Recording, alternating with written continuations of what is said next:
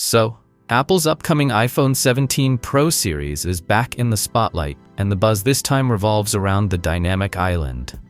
A fresh leak has emerged from someone working closely with a company that produces iPhone screen protectors, and it strongly suggests that Apple has finally redesigned the hardware to make the cutout at the top of the display smaller. According to this insider, the pill-shaped section that currently measures around 2 centimeters on the iPhone 16 has been reduced to roughly 1.5 centimeters on the new iPhone 17 Pro models. Screen protector manufacturers work with extremely precise measurements months before a phone launches, since their products must perfectly fit the display's layout. If someone from that industry is saying the cutout has shrunk, it's almost certain that Apple is moving forward with the change. In short, this isn't just a random leak.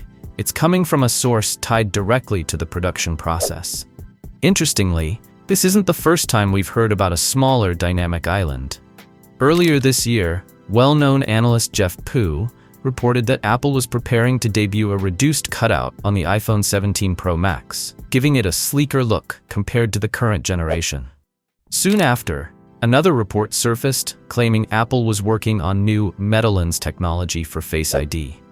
This innovation combines the transmitter and receiver into a slimmer, more compact system, which would make it possible to cut down the size of the pill-shaped area without compromising security or performance. Adding more credibility, yet another leak hinted that the smaller dynamic island may not be limited to just the Pro and Pro Max models. Instead, Apple could be planning to roll out the change across the entire iPhone 17 lineup, making it the new standard design going forward.